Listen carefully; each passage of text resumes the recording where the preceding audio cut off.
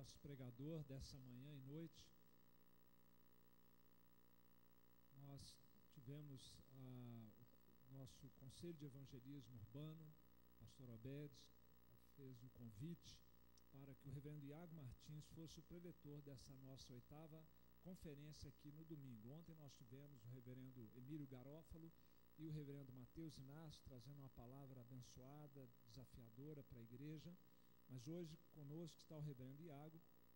Ele é casado com a Isa, é pastor da Igreja Batista Manaim, em Fortaleza, no Ceará, e formado em teologia, está fazendo pós-graduação na Escola Austríaca de Economia e também mestrando em teologia sistemática. Ele é professor de seminário teológico, e os irmãos talvez já tenham ouvido falar dele, já tenham visto alguma coisa na internet, há material dele também, das suas pregações e o seu ministério disponível aí para que os irmãos também possam conhecer mais do seu trabalho. Nós queremos agradecer em nome de toda a igreja, do conselho da igreja, ao pastor Iago pelo tempo que ele está dispondo para estar conosco, e queríamos passar então a palavra a ele, orar por ele, para que o Senhor possa assim falar ao coração da igreja. Pai querido, louvamos o teu nome, ó Deus, pela vida deste teu servo amado, pelos dons que o Senhor deu a ele, as oportunidades que o Senhor tem concedido a ele para fazer o nome de Jesus engrandecido. O Senhor o livre do mal, o guarde de cair, ó Deus, em tentações, fortaleça a sua caminhada com a sua esposa, com a sua família, e especialmente neste dia entre nós, que ele seja a boca do Senhor para falar aos nossos corações. Oramos em nome de Jesus. Amém, Senhor.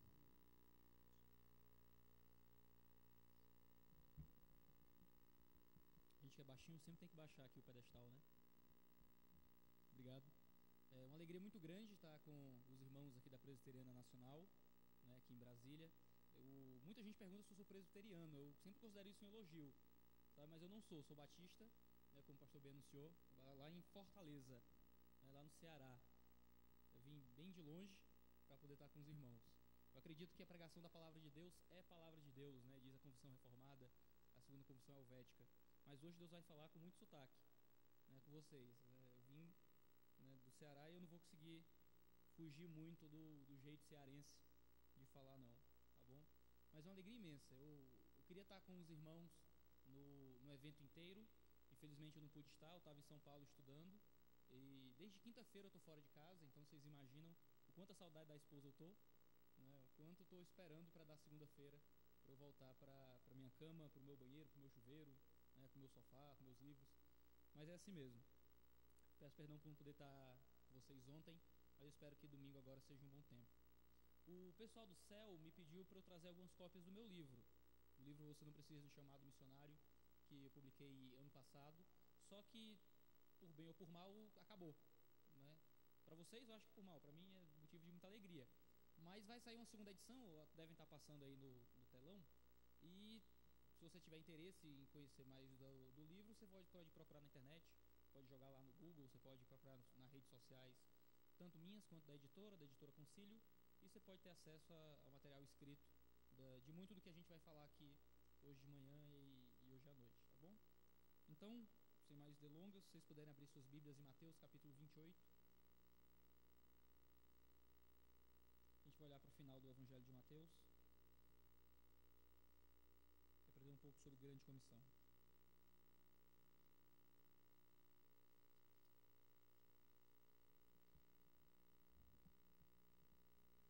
Eu sempre fico muito alegre quando tem ministério de Libras na igreja, sabe? Estava comentando antes aqui, eu tenho um aluno no seminário que é surdo. E esse aluno ele faz algumas disciplinas e a igreja dele enviou ele e o intérprete para o seminário. Os dois são alunos do seminário. E é sempre interessante, eu estou na sala de aula com 20 alunos e tem lá o intérprete para uma pessoa só, e ambos estão estudando missiologia, estão estudando teologia. Quem sabe seja um passo a seguir, né, no que vocês têm desenvolvido no Ministério de Libras. Por que não mandar 2 pessoas, mais um intérprete para o seminário, para eles estudarem, se prepararem? Os surdos fazem parte dos grupos menos evangelizados do país, né? É um ministério muito, muito relevante hoje. Talvez seja um ministério para vocês olharem com muito cuidado, muita atenção e muito carinho, né? Quem sabe até mandar pessoas para ter pastores surdos, por que não, para alcançar esse grupo tão carente, infelizmente, porque a gente tem investido muito pouco no resgate dos surdos, né? Louvo a Deus por ver esse ministério debutando aqui na comunidade. Então, se você já abriu sua Bíblia comigo, Mateus capítulo 28, versos 18 a 20. Diz assim a palavra de Deus: E aproximando-se Jesus, falou-lhes dizendo: Toda a autoridade me foi dada no céu e na terra. Portanto, ide e fazei discípulos de todas as nações, batizando-os em nome do Pai, do Filho e do Espírito Santo, ensinando-os a guardar todas as coisas que vos tenho ordenado. E eis que eu estou convosco todos os dias, até a consumação do século. Senhor, nós te louvamos e te agradecemos por aquilo que o Senhor diz na sua palavra. Obrigado porque o Senhor não nos deixou sem ensino, e o Senhor tem nos trazido para o teu reino de maravilhosa luz através da tua voz. Cremos, Pai, que a pregação da palavra de Deus é palavra de Deus. Então, Deus, que nós possamos ouvir a tua voz, que nós possamos te ouvir falando com o teu povo, e que nós possamos receber da tua parte o toque e a instrução do teu Espírito. Se nós oramos, conscientes de nossas falhas, pedindo perdão pelos nossos pecados, confiantes na obra redentora de Jesus, crendo que nós vamos ter uma comunhão mais profunda contigo e que seremos guiados pela tua boa mão nessa manhã. Nos ajuda, abrindo nossa mente para que amemos a tua palavra, aquecendo os nossos corações para que sejamos apaixonados pela tua verdade, movendo nossos pés e mãos para que nós sejamos prontos a obedecer tudo aquilo que o Senhor nos comissiona. Nos dá uma manhã centrada em ti. Assim nós oramos e agradecemos o santo nome de Jesus. Amém.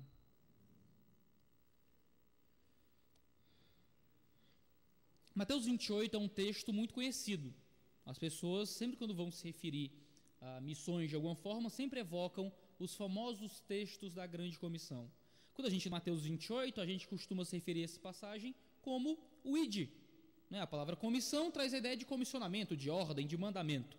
Quando a gente olha para Mateus 28, geralmente o que a gente vê é um mandamento da parte do Deus vivo. Mas quando a gente vai lendo Mateus 28 com um pouco mais de cuidado, a gente percebe que a grande comissão não é só uma comissão. O que está registrado aqui não é só um mandamento, não é só o que fazer. Quando Jesus traz esse mandamento para o resgate dos povos, para o discipulado das nações, ele nos diz o que fazer, nos diz onde fazer, nos diz como fazer, mas antes disso tudo, ele traz um preâmbulo, uma introdução à ordem, que muitas vezes a gente ignora na nossa leitura da grande comissão, e que é extremamente relevante para modificar o modo como a gente vê, interpreta e pratica a grande comissão. Jesus havia morrido ali já havia ressuscitado ao terceiro dia, já havia aparecido às mulheres, já tinha ordenado que os discípulos fossem então a Galileia, no monte previamente designado, para se encontrar com eles. Os discípulos ficam com medo. João registra que eles ficavam no mesmo dia até a tarde, trancados numa casa com portas fechadas, com medo dos judeus. Então Jesus aparece no meio deles, se revela, para que eles então pudessem ir de fato para a Galileia, para essa revelação maior que aconteceria ali. Então ali na Galileia, Jesus surge, os discípulos lá estão, Jesus se aproxima, depois de ressurreto dentre os mortos, e diz o verso 18: Toda a autoridade me foi dada no céu e na terra, ide, portanto, ide e fazei discípulos. Toda obra de evangelismo, de missão, de pregação do evangelho, de discipulado, possui uma razão que lhe é fundamental, possui uma base firme naquilo que é revelado antes da ordem. Toda a autoridade me foi dada no céu e na terra. Geralmente, quando a gente se refere à obra missionária, a gente pensa sempre em algo horizontal. A gente sempre pensa no evangelismo como o cuidado do outro, do próximo, do homem, a paixão pelas almas, o resgate dos povos. E muitas vezes a gente consegue ter um tipo de evangelismo que ignora que toda a razão e toda a base da pregação, do evangelismo, do discipulado, não é simplesmente horizontal, é fundamentalmente vertical. É fundamentalmente um ato de propagar e de levar essa autoridade de Cristo aos povos, aos perdidos. Toda a autoridade foi dada a Cristo sobre céus e sobre terra. E porque ele tem essa autoridade, esse poder, esse governo, nós vamos aos homens propagando essa autoridade de Cristo. Nós vamos trazendo os homens a uma submissão a essa autoridade de Cristo. E toda obra missionária não tem o homem como centro, não tem sequer o homem como fim, mas tem essa glorificação daquele que foi ressurreto como alvo, o objetivo e a razão final de tudo aquilo que a gente faz. Às vezes a gente tem obras missionárias que são fundamentalmente humanistas. Tudo começa no homem, termina no homem, por causa do homem, e se há alguma melhoria na vida do homem, ótimo, cumprimos o nosso papel. Isso afeta até a nossa devoção através da obra missionária. Às vezes a obra missionária é uma coisa que ela é oca, ela só tem uma casca, tem só uma obra que se manifesta externamente aos nossos corações. Porque fazer missões tem certos passos, você vai, você fala, você decora ali os 4 passos, isso e 4 leis espirituais, e o evangelho e tal, você fala externamente, traz para a igreja, e missões às vezes acontece do corpo para fora, da vida para fora, da porta para fora. Mas missões têm que acontecer também dentro da gente, porque há uma compreensão a respeito dessa autoridade de Jesus que fundamenta toda a obra missionária. E isso é uma compreensão que começa dentro de nós. Começa com os discípulos reconhecendo Jesus como ressurreto. Começa com os discípulos que outrora estavam trancados dentro de casa com as portas fechadas, com medo de judeus, compreendendo em Jesus o Deus vivo, e então saindo em direção aos judeus. Antes eles estavam trancados com medo de João 20. Agora eles estão indo em resgate. Porque eles entenderam que havia um ressurreto com autoridade sobre céu e terra. Então, se você não se sente muito motivado à obra missionária, se sempre que você vem para um evento desse, para uma obra de evangelismo, você sempre acha muito bonitinho, muito legal, mas não é para mim, não é para a minha vida, isso é para o pastor, é para o presbítero, é para o diácono, é para o missionário, é para o seminarista, né? Eu contribuo financeiramente, eu acho bonito, eu boto uma palminha, dou uns tapinhas nas costas de quem precisar dar, mas é o máximo que eu posso fazer. Talvez o que falte é ter essa visão do ressurreto. É parar de estar trancado com medo do judeu. E começar a ir para a Galileia, ir na Galileia e encontrar aquele que é Senhor, que é Rei, que tem essa autoridade. Essa palavra grega para autoridade fala de um poder de domínio, de um governo, de uma capacidade de mandar e desmandar como você quiser. Quando o centurião chega ali em Jesus, ele diz, olha, eu também sou homem debaixo de autoridade, tenho gente debaixo da minha autoridade. Quando eu digo para um vem, ele vem, quando eu digo para outro vai, ele vai, quando eu digo para um terceiro fica, ele fica. E a autoridade é isso, é ter esse poder de fazer as coisas como se quiser. Ele é o soberano, ele é o rei, ele é o dono de tudo, ele é aquele que os montes se derretem em sua presença, ele é aquele que as árvores se curvam, é aquele que o vento e o mar obedecem. Ele é aquele que é sobre tudo e sobre todos. Essa autoridade dele não é só sobre a igreja, essa autoridade dele não é só sobre um aspecto específico, sobre uma terra sagrada, sobre um altar, ou sobre vidas específicas de pessoas. É uma autoridade que se coloca sobre toda a coisa criada. Mateus 28 chega a evocar Gênesis 1:1, quando diz que Deus criou os céus e a terra. Aqui ele tem autoridade sobre os céus e a terra. Ele tem autoridade sobre toda a coisa criada. Ele é quem coordena tudo, ele é quem manda em tudo, ele é quem é o Senhor sobre tudo. Quando a gente vai em direção ao mundo perdido, quando a gente se coloca em direção a um país islâmico que não tem Jesus como Senhor, quando a gente vai falar frente a frente com um homem que odeia Deus, nós não estamos indo em terra estrangeira. A gente está indo a um ambiente que o nosso rei também é Senhor. A gente está indo falar com uma vida que já é submissa, quer seja rebelde ou não em algum nível, ao Deus vivo. Nós estamos indo em um país que, ainda que se diga islâmico, que Deus é soberano sobre ele. Quando o Salmo 24 diz que a Deus pertence a terra e tudo que nelas contém, o mundo e os que nele habitam, ele está justamente dizendo que Deus não é um Deus tribal. Jeová não era só o Deus de Israel. A Jeová pertencia ao mundo. A Deus pertence o mundo. A Deus pertence sua escola, a Deus pertence sua família, a Deus pertence sua empresa. A Deus pertence as praças, os hospitais, os presídios. A Deus pertence as universidades.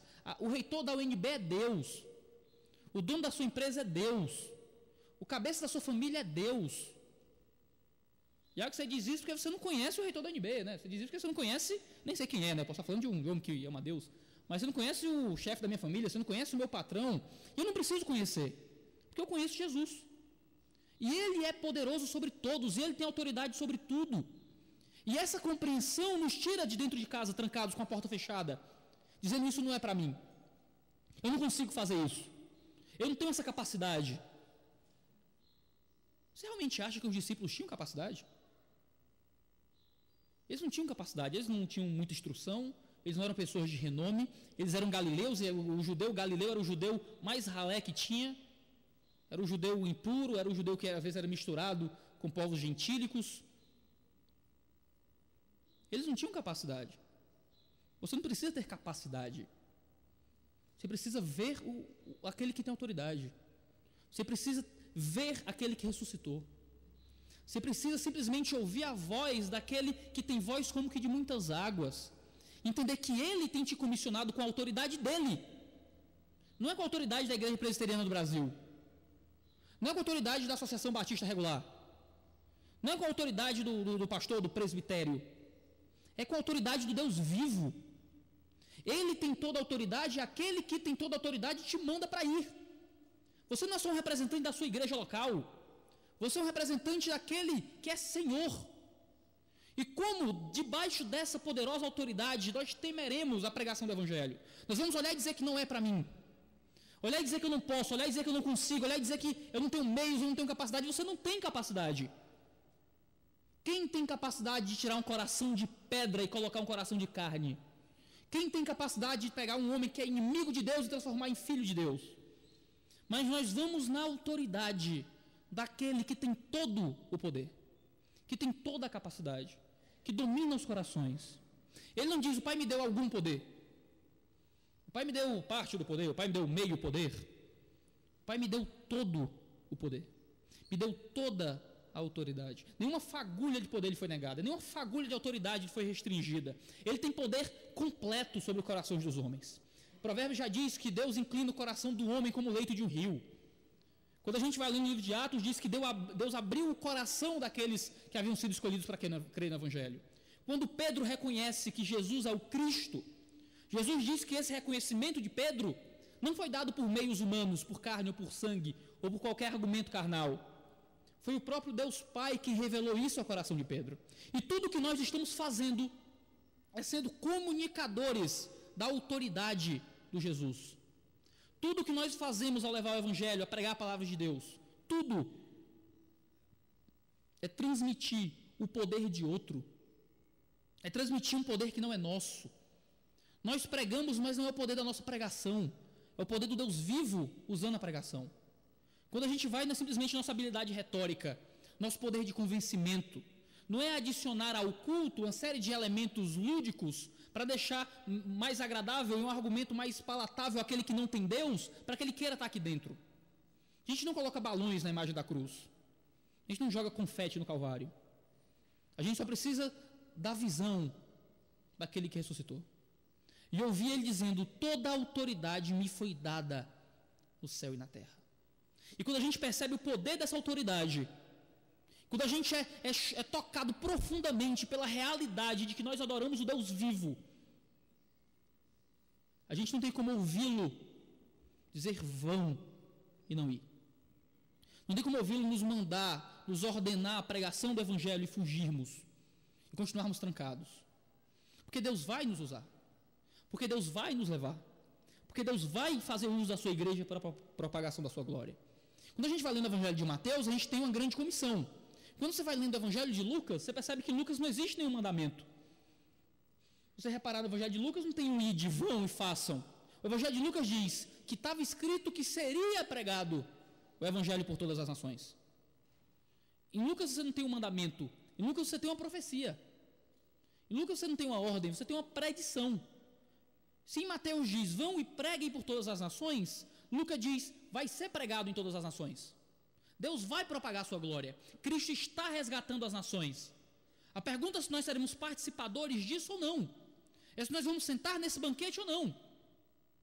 Quando a igreja ignora Atos 1:8, que ordena que ela seja testemunha por dentre os povos, Deus manda Atos 8:1. Cai a perseguição sobre a igreja, morre Estevão, e Atos 8:1 diz que a igreja foi se espalhando e pregando o evangelho para fora de Jerusalém. Deus vai usar a sua igreja. Eu não estou aqui tentando convencê-lo porque eu estou preocupado, porque o coitado do Deus lá no céu está tão triste, nervoso, sentado no chão, chorando, né? Porque a igreja talvez não faça o suficiente. Deus está em resgate dos povos, porque é Ele quem tem autoridade sobre os povos. A pergunta é: nós andaremos de acordo com a autoridade do nosso amado ou não? Nós obedeceremos o poder de Deus ou não? Nós agiremos de acordo com a visão que temos do ressurreto ou não? Porque é essa visão do ressurreto que move uma igreja para além dela. O trabalho do evangelho numa igreja, quando o trabalho do evangelho é real, ele começa na igreja, mas ele nunca acaba na igreja. O evangelho é tão poderoso que ele sempre começa em você, mas ele sempre tem que terminar para além de você. O evangelho começa transformando a sua vida, mas a transformação do evangelho na sua vida vai sempre findar na transformação da vida dos outros através da sua vida. De Deus usá-lo para a conversão, de Deus usá-lo para o discipulado, de Deus usá-lo para o serviço. O texto diz: toda a autoridade me foi dada no céu e na terra. Ide, portanto. É por isso que a gente vai, irmãos. É por isso que a gente vai. Aqui não é indo, não é enquanto forem, não é se forem, não é caso der, é ide mesmo. Algumas pessoas até dizem às vezes algo diferente, mas não confiem não, tá? É ide mesmo, é imperativo mesmo, é ordem mesmo. Vão. Há um aspecto extremamente ativo na obra de Deus. Há um aspecto completamente ativo de movimento no evangelismo. Não é algo que acontece apenas na vida comum. Não é algo que acontece simplesmente à medida que você vai vivendo. É algo que precisa ser iniciado. De sair de um estado e ir para outro. Você está parado e agora você vai. Dentro da missiologia do Antigo Testamento, a gente tem um aspecto muito profundo de descontinuidade entre aquilo que a gente encontra no Novo. O que eu quero dizer? No Antigo Testamento você não encontra muitos ides. Você não encontra um vão pelas nações no Antigo Testamento. Você tem os salmos missionários que falam de um futuro que os gentios seriam introduzidos à fé. Você tem Jonas, que é uma pregação ali ao povo assírio, mas você não tem um mandamento claro para que o povo de Israel vá em resgate dos povos. Sabe como é que Deus resgatava os povos no Antigo Testamento, principalmente? Era engrandecendo Israel como luz para as nações.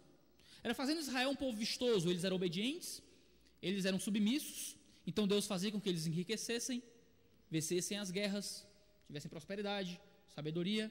Então você encontra em 1 Reis capítulo 10, a rainha de Sabá, a rainha do sul, vindo viajando quilômetros em direção a Israel, vendo a riqueza e a sabedoria de Salomão e reconhecendo que Jeová estava com eles. As nações vinham a Israel. Israel era erigida como um povo sobre os povos. E as nações viam essa grandeza e reconheciam Jeová como Senhor. Os discípulos estavam nessa expectativa ainda. Quando você vai lendo Mateus 16, você vê Pedro achando que a sua missão no mundo ainda era ter Israel como um povo grande, né, sobre os outros povos. Você vai lendo Atos capítulo 1, é até meio engraçado, não é? Porque os discípulos às vezes são engraçados, né? Às vezes a gente vai lendo aqui com lentes modernas, mas há um negócio super cômico em certos trechos do Evangelho. Jesus diz: olha, eu sou o caminho, a verdade e a vida. Aí Tomé olha: mas Senhor, não sei nem para onde é que o Senhor está indo, quanto mais qual é o caminho, né? A galera não estava entendendo mais era nada. Aí, meu filho, quem vê o Pai vê a mim, né? Mas cadê o Pai? Não sei. A galera às vezes ficava meio louca assim. Quando você vai lendo Atos capítulo 1, Jesus fala da grande comissão, fala que ressuscitou, fala para pregar o Evangelho. Aí chega Pedro ali de cantinho: mas Jesus, mas é agora que o reino se instaura, é? É agora que a gente vai reinar e tal? Jesus disse que não caberia aos discípulos saberem dos tempos e ordena essa ida, não é? Eles estavam nessa expectativa que seriam erguidos sobre os povos, seriam erigidos como uma nação sobre as outras nações, como Israel étnico agora, firme na terra, como o reino de Deus na terra. E o que Jesus faz é uma anti-expectativa, é o anticlímax da expectativa dos gentios ali, dos judeus ali. Eles queriam ser erguidos como uma nação sobre as outras nações. E o que Deus diz é que eles vão se sujeitar às outras nações. Ao invés de ficar esperando que Jeová os erga, como ele fazia no Antigo Testamento, agora você é que vai aos povos. Agora você vai ter um ato ativo de ir em resgate, de buscar, de procurar. A igreja demorou para entender isso no livro de Atos. Ficaram em Jerusalém parados lá por 8 capítulos. Só com a perseguição que eles saem de Jerusalém. E quem sai é o povo. Os apóstolos continuam em Jerusalém. A galera é teimosa mesmo. Né? Às vezes a gente é teimoso mesmo. Às vezes Deus move as coisas para que a gente pregue por aí. E a gente ainda tenta continuar no nosso conforto, na nossa vida, no nosso ambiente, na nossa própria casa, com a nossa rotina, nosso cristianismo confortável. Mas há um mandamento para que a gente vá, para que a gente se mova, para que a gente se mexa para um ambiente que talvez a gente não fosse. Porque talvez eu nunca fosse ser preso. Não é o fluxo normal da minha existência ir para a cadeia. Mas eu posso conseguir um meio de entrar lá, de pregar lá. Talvez eu não tenha que ficar doente para pregar no hospital. Eu possa ir para um ambiente em que eu naturalmente não ia. Você já pode ter terminado o doutorado, mas você pode entrar numa escola de ensino fundamental, de ensino médio. Você pode ir na praça que você não vai, no ônibus que você não entraria, em qualquer lugar, numa empresa que não é a sua. Há um ato ativo, não é um ato passivo de recebimento. É um ato de ser levado por Deus a um ambiente que você não iria normalmente.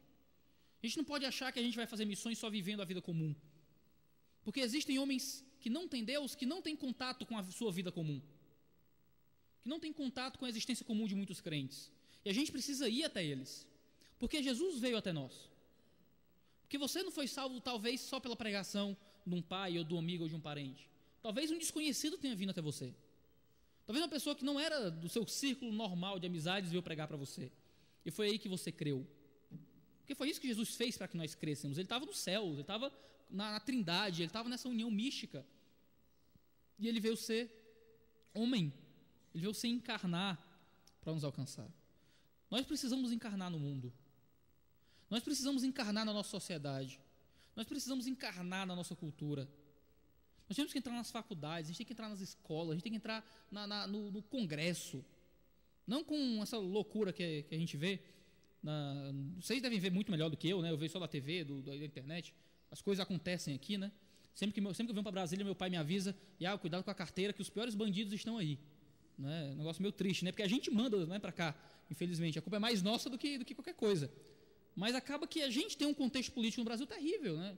A gente tem um contexto social terrível. A gente tem uma universidade que sofre muito, educação, pedagogia, política, economia, ciências. A gente vive numa sociedade sem Deus, numa sociedade que abandonou o conceito de pecado, numa sociedade que tenta cada vez mais se afastar da sua origem judaico-cristã. E nós achamos que o modo como a gente vai poder pregar o evangelho é fugindo cada vez mais da sociedade. Mas a gente tem que ir em direção à sociedade, não fugir dela. Jesus veio em direção, Jesus encarnou no mundo para que nós pudéssemos ser salvos. Nós temos que assumir esse princípio encarnacional e adentrar nas estruturas dessa sociedade para poder ter uma voz evangélica lá, para poder ter uma voz cristã lá. Eu comecei minha pós-graduação em economia e quantas oportunidades de evangelizar eu já não tive? Quantas oportunidades de corrigir heresia eu já não tive? Quantas vezes alguém fala alguma loucura de religião na sala de aula e algum levanta a mão e diz: questão de ordem, senhor presidente. Eu acho que o Iago pode contribuir. Quantas vezes, por eu estar envolvido com grupos de política e economia, de grupos de estudo na minha cidade, algum católico, algum ateu, algum agnóstico diz: cara, eu quero entender mais da tua fé.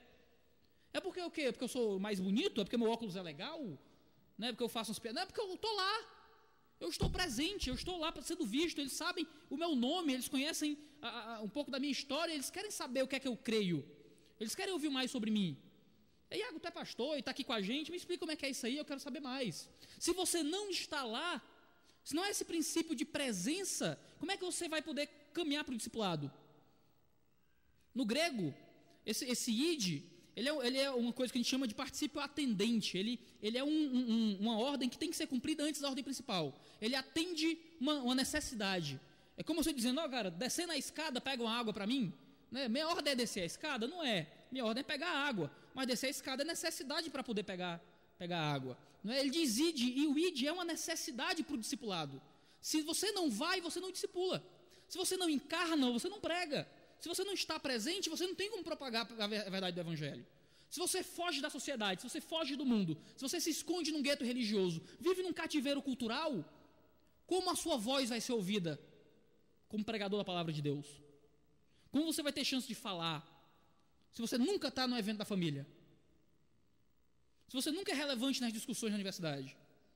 se você nunca abre a boca para falar da empresa, se seus entretenimentos são sempre egoístas e trancados e sozinhos, você nunca tira o fone de ouvido, você nunca larga o celular, você nunca está envolvido, engajado com as pessoas à sua volta, se você nunca vai a um ambiente que você não iria normalmente, precisamos estar para discipular. E esse é o foco da ordem de Jesus.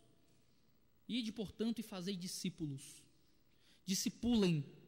A ideia de todo o evangelho de Mateus, de discipular, traz a ideia de trazer alguém a esse relacionamento de submissão a Jesus. Ser um discípulo é ser um submisso a Cristo. É ter Jesus como mestre. É ter Jesus como professor. O discípulo ele tem duas características principais no evangelho de Mateus. É muito interessante. O discípulo é alguém que acredita e alguém que obedece. Fundamentalmente isso. Um discípulo obedece o mestre, um discípulo acredita no mestre. Você encontra muito isso nas artes marciais, na universidade às vezes. Eu sei que meu físico não deixa parecer, mas eu faço Muay Thai há 2 anos. Infelizmente, o problema é que eu me exercito muito e como mais ainda. Aí o negócio não tá servindo muito. Mas há todo um princípio de discipulado na arte marcial, na luta, nesse tipo de coisa. O meu mestre olha para mim e diz: Iago, tu tá estando errado. Tá todo errado, tá todo torto. Tá dançando é balé, Iago. Tem que, bota o pé para cá, faz assim, faz assado, vira para cá, estica o pé, e ele vai explicar a parada. Se eu não acredito, eu não vou ser discípulo. Se ele diz: Iago, tá estando errado, e eu bato o pé e digo: não, tô estando certo. Iago, tá errado, não tá certo, tá errado, tá certo. O que ele vai dizer para mim? Vai achar outro mestre, vai achar outra academia, você não está querendo aprender comigo.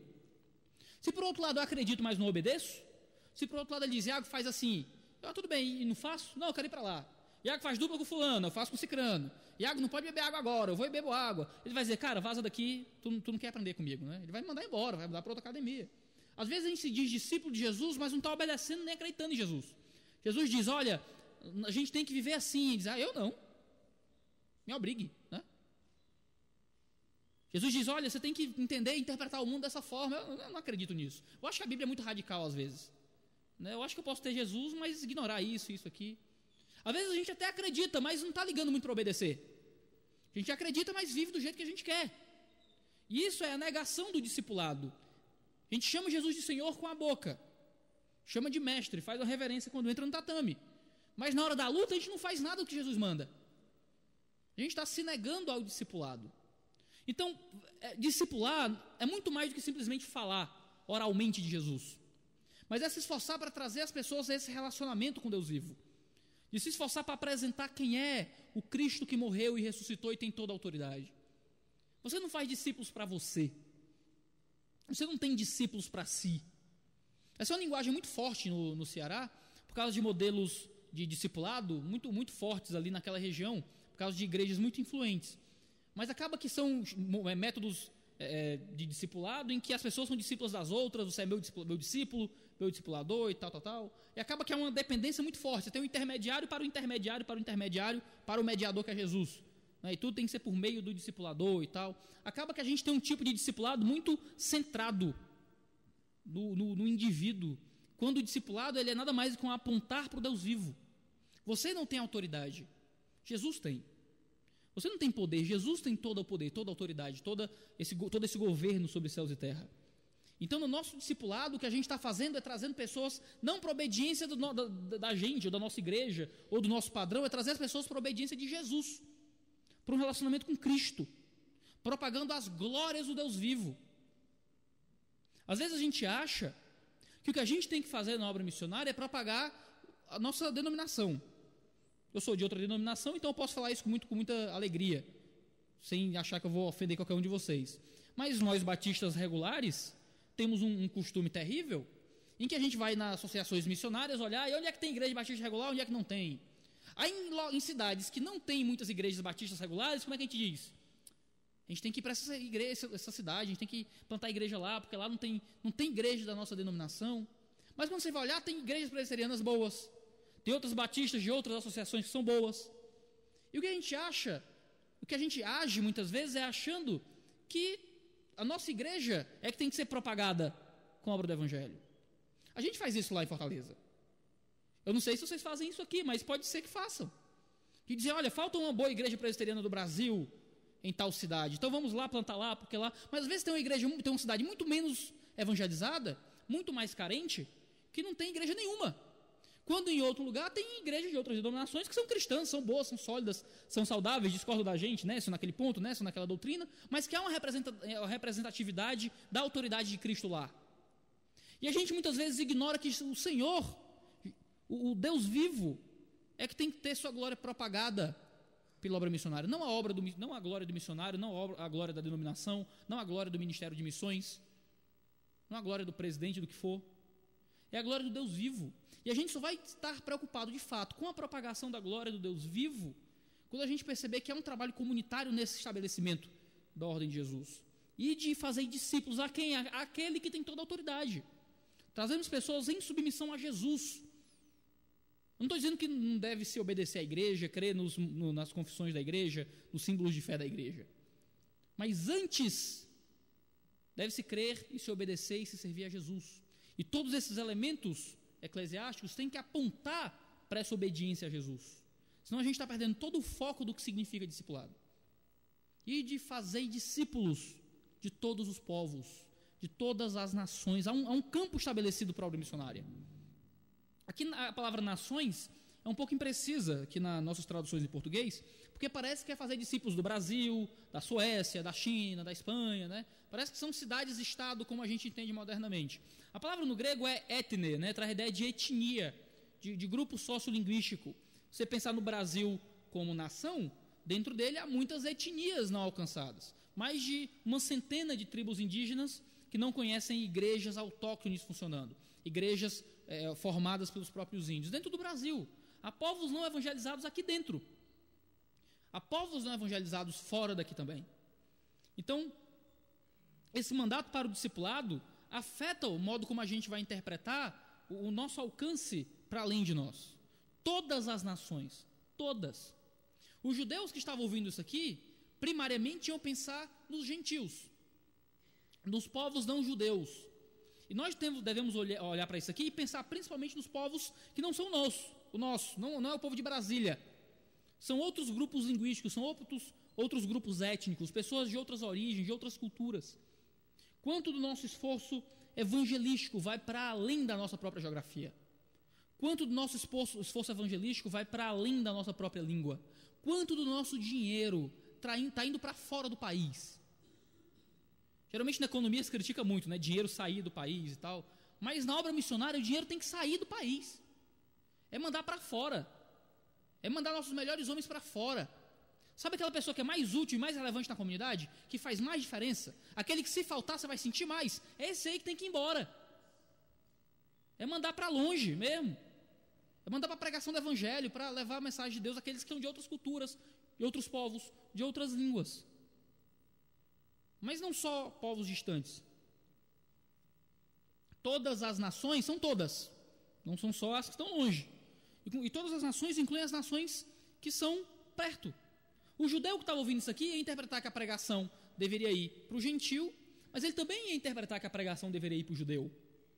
Todas as nações incluem a própria nação, todos os povos incluem o próprio povo. Tanto que Jesus mesmo fala que eles iam evangelizar nas sinagogas e que seriam presos nas sinagogas, eles iam evangelizar judeus ainda. E todas as nações incluem a nossa nação, e todos os povos incluem o nosso povo. Obedecer à grande comissão inclui o seu bairro, inclui a sua igreja, inclui a sua esquina, inclui a sua família. O id não é só id para longe, também pode ser um id para perto. Mas há um ato, há um esforço, há um estabelecimento de uma descontinuidade entre o modo como eu estou agora e o modo como eu estarei em diante. Eu estou parado, eu estou vivendo a minha rotina, eu estou vivendo o meu tempo, eu estou fazendo as minhas coisas, eu vou parar de fazer as minhas coisas para fazer outras coisas de Deus, com relevância para a eternidade, levando a mensagem do Evangelho, pregando a cruz de Cristo àqueles que se perdem, dentro do nosso próprio povo. Quanto do nosso esforço missionário é para perto? Porque muitas igrejas têm um foco, né? Algumas são para longe, gostam de evangelizar longe, gostam de mandar missionários para longe, mas ignoram o evangelismo na própria região. São igrejas que ganham muitos membros, mas possuem poucos batismos. Muita gente nova entra na igreja, mas de outras igrejas. Você não tem um crescimento do bolo. Você está só reembaralhando as cartas do mesmo baralho. São igrejas que crescem, mas não batizam muito, porque tem poucos convertidos dentro da sua igreja, dentro do seu próprio trabalho. Temos que nos esforçar para cá e nos esforçar para lá, entendendo que Jesus tem autoridade sobre Brasília, tem autoridade sobre o Zimbábue, tem autoridade sobre o Cabo Verde, tem autoridade sobre o Japão, tem autoridade sobre a Ceilândia, sobre a Asa Norte, tem autoridade sobre tudo.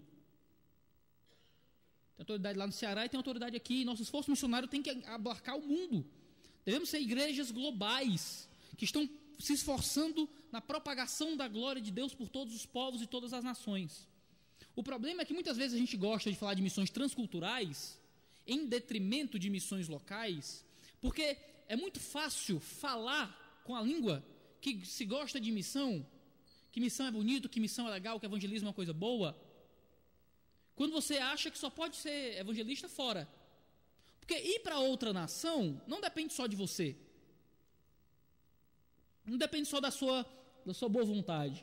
Você às vezes tem que ir para o seminário, conseguir sustento, passar na Associação de Missões Transculturais, para missionário, 4 anos de ministério, de seminário, de aprender outra língua, outra cultura, reconhecimento de campo. É um negócio meio burocrático, meio difícil, tem que ser mesmo.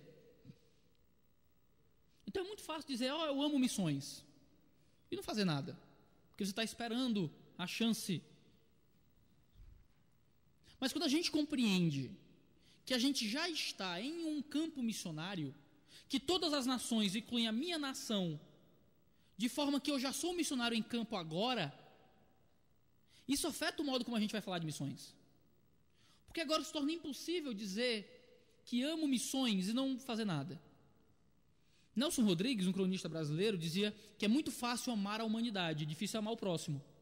Porque a humanidade não existe, a humanidade não pisa no teu pé, a humanidade não tem endereço, a humanidade não tem CPF. A humanidade é um conceito abstrato que não tem que se relaciona com a humanidade. Se relaciona com Maria, o José, o Joaquim. A Maria reclama do teu cabelo, o José zomba de ti, o Joaquim pisa no teu pé, o Roberto te liga em horários inconvenientes. A humanidade não, a humanidade é uma coisa louca. E é muito fácil amar missões. É muito fácil amar a obra missionária. É muito fácil amar o evangelismo. Difícil é amar o pessoal da praça. Difícil é amar o morador de rua.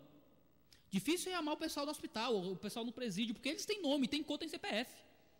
Eles têm horário de visita. Ou você foi ou você não foi. E é muito fácil nós falarmos do sonho missionário como uma desculpa para a nossa deslavada ociosidade, como uma desculpa para a gente ganhar tapinhas nas costas por obras que nunca praticamos, como uma desculpa para falar bem de missões e não fazer nada, porque missão é longe, missão é lá não sei aonde, missão, eu tenho que ir para pegar um avião. Então eu posso ficar assistindo todas as temporadas do Netflix, fazer maratona de todos os seriados, estar acompanhando todas as temporadas do que for, saber tudo o que está rolando na internet, jogar todos os jogos e continuar dizendo que ama missões, continuar dizendo que ama pregação, falando de Jesus de vez em quando, fazendo uma leitura missionária num culto aqui, outro ali, fazendo algum comentário elevado sobre como devemos orar pela janela desse 40, e nunca abrindo a boca para falar de Jesus para ninguém, terceirizando sempre o evangelismo, terceirizando a obra missionária, achando que a gente pode pagar para não pregar, porque é isso que a gente quer, pode fazer, a gente oferta financeiramente, já acalma a consciência, eu já me envolvo com a obra missionária, já fiz a minha parte, não me venham com esse papo de falar de Jesus para ninguém. E a gente paga para não pregar. Eu não estou dizendo que você não deve se envolver financeiramente com a obra missionária. O que eu estou dizendo é que se envolver financeiramente com a obra missionária não tira de você a responsabilidade de se envolver você mesmo com a obra missionária, na tua cultura, no teu lugar, na tua família, no teu tempo. Deus pode usar você para isso. Você pode se achar despreparado? Você pode ser despreparado. Deus é preparado. Deus só precisa que você se esforce para isso. Você busque pregar, você busque falar, você busque apresentar aquilo que é a verdade do Evangelho. Eu não estou preparado, mas ninguém está preparado para a batalha do Armagedon. Ninguém está preparado para o martírio. Ninguém está preparado para ir em contato com o reino das trevas. Se depender do nosso preparo, a gente nunca faz nada. Missões são feitas por gente que entendeu que nunca vai estar pronto e que só vai conseguir melhorar no calor da batalha. Isso vai conseguir pregar pregando, isso vai conseguir fazer fazendo. Porque ele sabe que não está indo no próprio poder, mas no poder daquele que o enviou, daquele que nos mandou, daquele que tem o poder sobre os céus e sobre terra. E de fazer discípulos de todas as nações. Nós temos um Jesus que tem autoridade sobre cada povo, cada etnia, cada pessoa que o rejeita. Esse discipulado, ele aparece principalmente de dois modos aqui no texto da Grande Comissão. Os dois verbos modais aí, que apresentam o modo como a coisa funciona, são batizando e ensinando. Não é? Aqui a ideia é batizando em nome do Pai, do Filho e do Espírito Santo. Esse em nome de, provavelmente deve ter um significado de em referência a, em inclusão a, se colocando em um relacionamento com esse Pai, Filho e Espírito. A autoridade que é colocada sobre o batismo é a autoridade de Jesus. É a autoridade do Deus vivo. É a autoridade daquele que tem todo o poder sobre os céus e terra. O que faz o batismo ser batismo não é quem batiza simplesmente, mas é em nome de quem o batismo acontece. Para agradar vocês que são presbiterianos, né, o que importa para o batismo não é a quantidade de água, simplesmente. Espero que o pessoal da associação não veja isso filmado, né, lá dos batistas lá e tal. Né? Mas o batismo não está no tanto d'água que é usado, foi muito, foi pouco, né, a pessoa foi afundada, tem um caso lá, que foram batizar uma menina por imersão, e quando foram virar ela, o pé saiu, aí ficaram se perguntando se tinha que se batizar de novo, porque não afundou todo, entendeu? Né, o pé ficou ímpio, tá? É uma coisa meio assim. Né? Acaba que os pés delas não vão ser belos por ela pregar a boa nova, porque o pé ainda não foi afundado. Né? Então acaba que não é o tanto d'água. Eu sou um batistão mesmo, assim. Mas na China comunista, as pessoas se convertiam na prisão e a água iam morrer no outro dia, e a água que tinha que eles iam beber. E o cara ia morrer, não tinha o que fazer. Vamos ali na piscininha, o cara na China comunista vai morrer daqui a algumas horas. Na hora do vai ou racha, derrama água na cabeça do cara e ia, entendeu? Eu não me importo com tanto d'água. Eu me importo com a autoridade que está sobre o batismo. É em nome do Pai, do Filho e do Espírito. É Ele que é o Senhor desse relacionamento. O batismo não é simplesmente ser adentrado à igreja. O batismo é ser adentrado na Trindade. É ser colocado na Trindade. A linguagem aqui do particípio grego é esquisito, parece que você vai ser adicionado à Trindade. É um negócio meio que dá margem para heresia com uma beleza, assim, né? Parece que você vai virar a quarta pessoa da Trindade, você vai entrar no negócio. E ser batizado e entrar nesse relacionamento com Jesus é ser adicionado em uma comunhão íntima com Deus Trino. Você não está virando membro da igreja presbiteriana, membro da igreja batista, você está virando discípulo de Jesus. E é esse o clima que tem que tocar no nosso coração, no nosso evangelismo. Trazer as pessoas a esse relacionamento de discipulado em que Jesus e a Santíssima Trindade são o centro desse relacionamento. Nós temos missões trinitarianas. Nós temos o Deus Pai, nós temos o Deus Filho, nós temos o Deus Espírito. Nós temos o Pai que tinha um único filho e transformou ele num missionário, o Espírito Santo que vem dar poder para a nossa pregação, o Deus Pai como aquele que predestina e escolhe os que vão ser salvos, e a gente tem toda essa função divina trabalhando para a nossa pregação do Evangelho. Você está indo debaixo da autoridade da Trindade, você está indo em comunhão com a Trindade e trazendo pessoas para esse relacionamento com a Trindade. Fazer missões é um ato cósmico, porque o próprio Deus vivo tem trabalhado no estabelecimento da propagação da sua glória, quando você abre a boca para falar do Evangelho. Algo cósmico está acontecendo quando você fala de Jesus para os seus amigos. Algo cósmico está acontecendo quando você prega para os seus parentes. Algo cósmico está acontecendo quando você vai na praça, quando você vai na escola. Você está movendo a eternidade quando você abre a sua boca para trazer uma mensagem de esperança. Algo cósmico está se movendo quando você, dos amigos na dor, fala de Jesus para aquele que está com dificuldade. Algo cósmico está acontecendo quando você traduz em Libras a verdade do Evangelho. Nós podemos mover a eternidade falando e sendo comunicadores daquele que tem todo o poder sobre o céu e terra. Batizando-os em nome do Pai, do Filho e do Espírito Santo. E ensinando-os a guardar todas as coisas que vos tenho ordenado. Missões também passam por ensino. Missão não é simplesmente trazer a pessoa para virar membro da igreja. Missão continua no trabalho de estabelecer a obediência a tudo aquilo que é ordenado por Jesus. Aquilo que seus pastores fazem domingo após domingo é missão. É obedecer Mateus 28, 18 a 20. É ensinar a obediência, é ensinar a guardar. Aquele que é convertido tem que aprender de Deus. Às vezes eu acho muito triste quando as pessoas criam oposição entre evangelismo e ensino. A gente fica discutindo tanto teologia enquanto as almas se perdem. Já ouviram essa história? Né? A gente fica gastando tanto dinheiro com congressos teológicos e as pessoas podiam estar sendo resgatadas. Mas entenda, é como dizer que é importante ter filhos, mas que é desinteressante educá-los. E que é importante você colocar novas pessoas no mundo, ter bebês maravilhosos, mas que alimentá-los não é uma coisa lá de tanta importância. Nós precisamos fazer missões e trazer as pessoas à fé. Mas aprofundar essas pessoas nesse relacionamento com Deus faz parte da obra missionária. Ensino, escola dominical, seminário, teologia, curso, tudo isso é Mateus 28. É ensinando a guardar. Não é simplesmente um ensino teórico. Não é simplesmente fazer uma exegese de grego aqui, falar coisas elevadas a respeito da teologia. Não, não é isso. É um ensino para a obediência. O interesse do discípulo não é ser um pendrive de Deus que tem que ajudar a decorar aquilo que Deus está esquecendo. O objetivo do discípulo não é ser um degustador de teologia, que senta aqui descompromissadamente, como um sommelier da fé, e vai ouvir a pregação, vai ver se está faltando sal ou não, se podia ter um limãozinho aqui ou não, e ir para casa dando nota. O interesse daquele que ouve é a obediência. Você não está aqui só para ser instruído, você está aqui para ser transformado. Você não está aqui só para saber, você está aqui para obedecer aquilo que você sabe.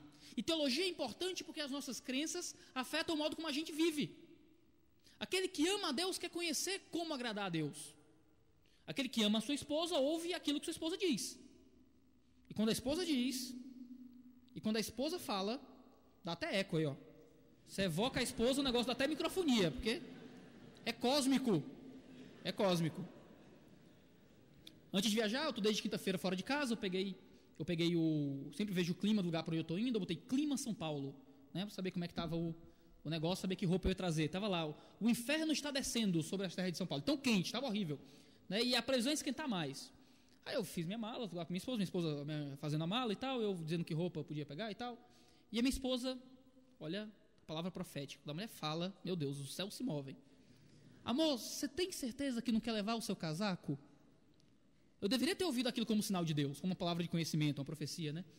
Mas eu, cru, frio como sou, disse, não, lá vai estar quente, já tem tanta coisa na mala, né? Eu vou ter que me disfarçar de pastor com casaco, com terno, essas coisas. Lá no Ceará é quente para burro, a gente usa cola polo para pregar. Né? A gente não tem ar-condicionado na igreja e não usa gravata, não usa terno direito, porque lá é quente de matar, né? Eu tenho um terno só para casamento mesmo, só para essas coisas. Aí, não, vou ter que me disfarçar de pastor, vou ter que botar casaco na mala, esse monte de coisa. Não boto meu casaco, não, vou só de terno mesmo, que não precisa. Aí eu vou de bermudinha e chinelo para o avião, né? Desço em São Paulo, parece que desceu o Polo Norte daquele lugar. Né? Aí o cara do Uber dizendo, esfriou, né? Eu, né? Esfriou pouco, né? Estava desesperado lá. Às vezes a gente acha que amar não significa ouvir. A gente, não, eu amo minha mulher, mas não escuto nada do que ela diz. Não, eu amo meu marido, mas quando ele abre a boca, vai falar para outro. A gente faz isso com Deus. Não, é importante amar a Deus, mas ouvir aquilo que Deus fala, não é tão importante não. Não, o importante é amar a Deus. Agora esses negócios desses teólogos aí, dessas leituras aí, esses negócios, isso aí não precisa não. Quem ama, quer ouvir o que é dito. Quem ama se preocupa com a precisão do significado das palavras. Claro que você não vai ter que ser um teólogo ou um intelectual, mas você tem que se importar com o ensino. E o ensino para a obediência. O ensino para a prática. Eu não ouvi minha esposa e fiquei morrendo de frio, desgraçado, querendo abraçar desconhecidos na rua para ver se eu esquentava um pouquinho em São Paulo. Né? Se você não obedece Deus, você vai viver uma vida com dificuldade. Se você não obedece Deus, você vai passar por maus momentos. Se não obedece Deus, você vai fazer coisas que vão desonrar Deus. Você não escuta aquilo que Deus fala, como é que você vai viver em concordância com a vontade daquele que você diz amar? Ensinando-os a obedecer todas as coisas que vos tenho ordenado. A obediência não é parcial. Não é obediência que você escolhe o que é mais importante, o que é que tem que ser obedecido, o que é que não tem. A mensagem do Evangelho ela é completa. E ela cobra uma entrega total, que se manifesta no batismo, né, centrada nesse relacionamento com a Trindade, mas é confirmada no ensino, nesse caminho de obediência àquilo que é dito o tempo todo, a toda a verdade de Deus. Você não fica deixando a palavra do evangelho mais palatável. Você não fica escolhendo aquilo que é mais bonitinho. Quando Paulo voltou em Atos para discipular os novos convertidos, a primeira mensagem de Paulo aos novos convertidos não é que eles iam ser mais felizes, não é que o casamento ia dar certo, não é que eles iam se sentir melhor consigo mesmos. A primeira mensagem de Paulo é que por muitas dores era necessário entrar no reino dos céus. Há uma mensagem dura relacionada ao cristianismo. Em Mateus 16, Jesus convida as pessoas à fé, dizendo que eles tinham que pegar uma cruz, era um instrumento de morte, de pena capital, e segui-lo para o Calvário. É dizer, pega a tua forca e vem comigo. Pega a tua cadeira elétrica e me acompanha. Né? Pega tua injeção letal e vamos junto no caminho da fé. O chamado para o evangelho é duro, é forte, é doloroso. Cobra muito dos homens. Nós temos que ensiná-los a calcular o custo. A gente não fica trazendo uma mensagem palatável para ver se depois a pessoa, não é, encontra... Isso é falsa propaganda. Né? Isso dá até coisa no Procon. Imagina, o Procon de Deus. Né? Você vendeu um produto que estava falso. Você disse que eu ia vir para a igreja, eu ia ser mais feliz, mais próximo, minha família ia melhorar. Às vezes você vem para a igreja e tua esposa que quer te deixar. Às vezes você vem para a igreja e o teu pai não quer te deixar vir para a igreja. Às vezes você vem para a igreja, consegue uma consciência tão profunda do próprio pecado, que você não sai mais feliz, você sai mais triste. Às vezes o encontro com Jesus te entristece, não te alegra. Quando Isaías se encontrou com Jesus, ele se amaldiçoou. Quando Tiago fala desse encontro com Jesus aos ricos, diz, chorem, transformem vossa alegria em pranto. Há momentos que ver Deus vai te deixar mais triste. Mas esse é o caminho do verdadeiro relacionamento com Jesus. Às vezes a gente vende um produto que é falso porque a gente quer escolher a parte do evangelho que é mais palatável. Apresente a verdade de Deus, nua e crua. Doa quem doer. Principalmente doa em você. Que primeiro machuque você, para que você possa apresentar aquilo que é o chamado de Deus para o evangelho. E que confronta o pecado do homem. Em que o traz para um novo relacionamento de discipulado com Deus vivo, que tem toda a autoridade. O texto ele tem no seu centro uma ordem, um mandamento, uma comissão. Mas nas suas pontas você tem coisas distintas. Antes da ordem, antes da comissão, antes do mandamento, você tem essa declaração da autoridade, da motivação do Deus vivo. Mas no fim do mandamento, você tem uma promessa de presença. O texto encerra dizendo, e eis que eu estou convosco todos os dias, até a consumação do século. Aquele que acabou de declarar que possui toda a autoridade sobre céu e terra, aquele que acabou de declarar que é o Deus vivo, criador de tudo, aquele que tem todo o poder, aquele que vai voltar com olhos como que chama de fogo, que pés como que de latão reluzente, voz como voz de muitas águas, aquele cuja espada sai de sua boca, ele acabou de prometer que a sua presença estaria nos acompanhando todo santo dia na obra missionária. E eis que estou convosco todos os dias até a consumação do século. E essa é a coisa mais incrível da grande comissão. Não é simplesmente que Jesus tem toda a autoridade. É que ele não simplesmente disse vão lá. Ele disse venham comigo. Não é um mandamento para se afastar, é um mandamento para estar mais perto. Quando a gente vai em direção ao perdido, nós vamos em direção a Jesus. Quando nós entramos na obra missionária, nós entramos na presença do Deus vivo. E é claro que Deus está presente com todos os cristãos, não é? O próprio nome dele, Emanuel, fala que ele é Deus conosco.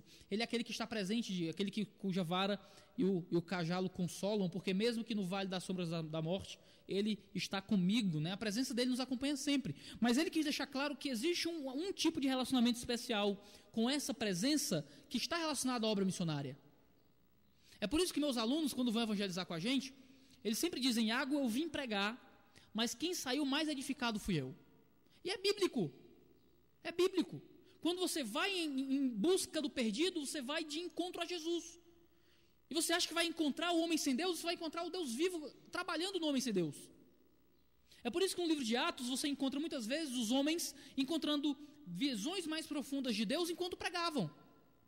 No caso de Cornélio, a missiologia diz que Pedro passou por uma dupla conversão ali. Aliás, que houve uma dupla conversão ali.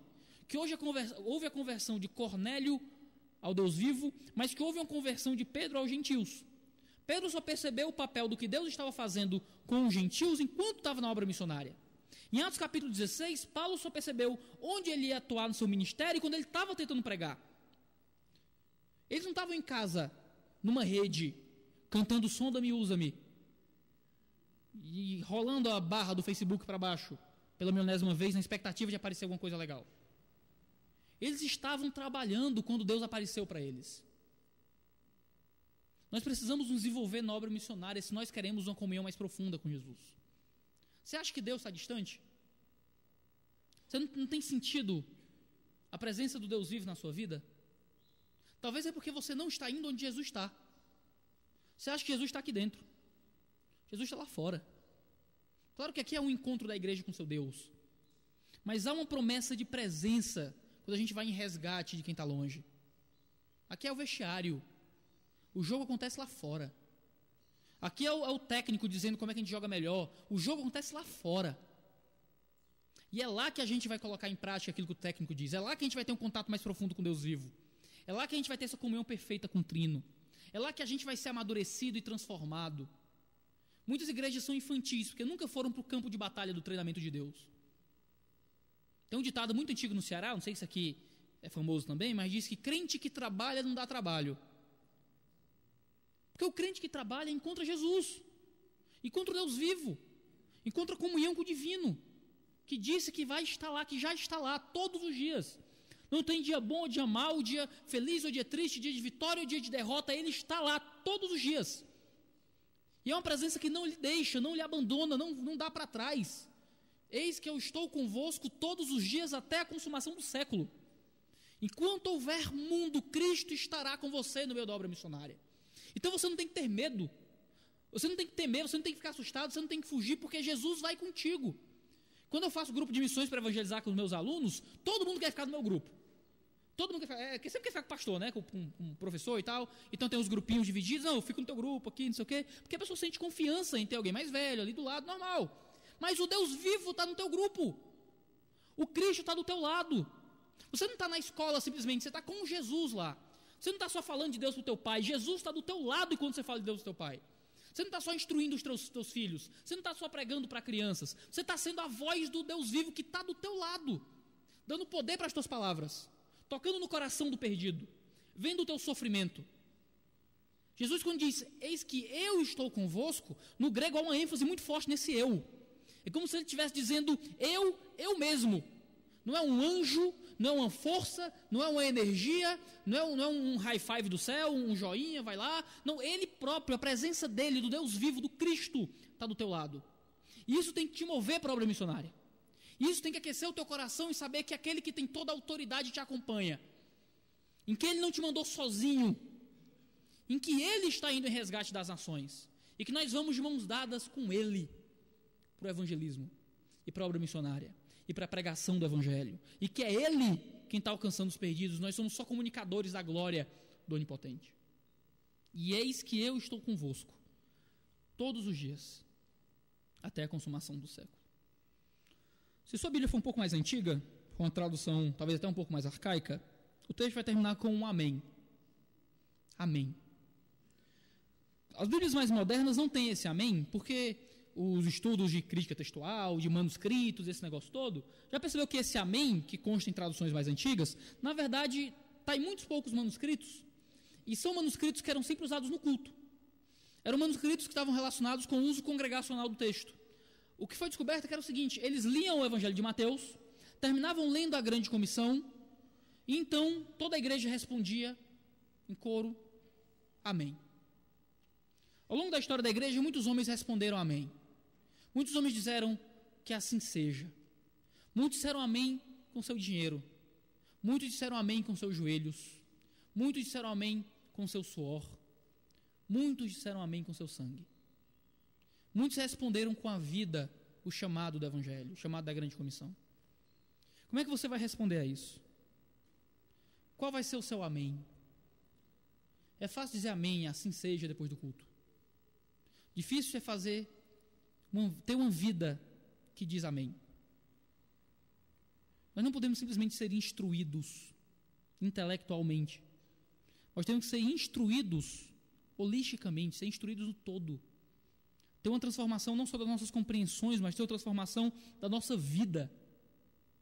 É o Deus vivo, é aquele que tem toda a autoridade que está falando com você. É o próprio Deus que está lhe instruindo para esse caminho. E você tem que dizer amém. Você tem que dizer que assim seja. Não só com os lábios, mas com uma vida de obediência, que reconhece e propaga aquele que tem toda a autoridade. Amém.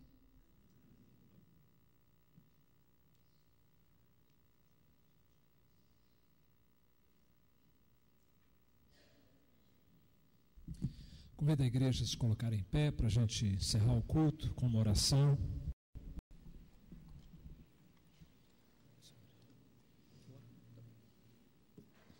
Oremos.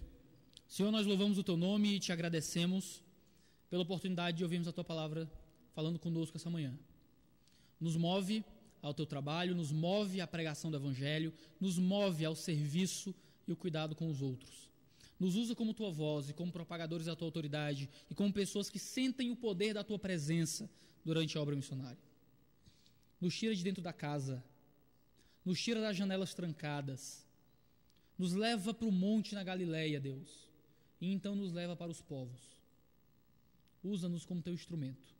Se nós oramos, no nome de Jesus. Amém. Recebam a bênção, irmãos. Igreja de Deus, que a graça do Senhor Jesus, o amor do nosso Pai Celestial e a presença, o poder, a comunhão do Espírito Santo de Deus seja sobre cada um de nós, como o Senhor prometeu, para que sejamos fiéis e obedientes. E assim com todo o povo de Deus espalhado aonde estiver, hoje e sempre.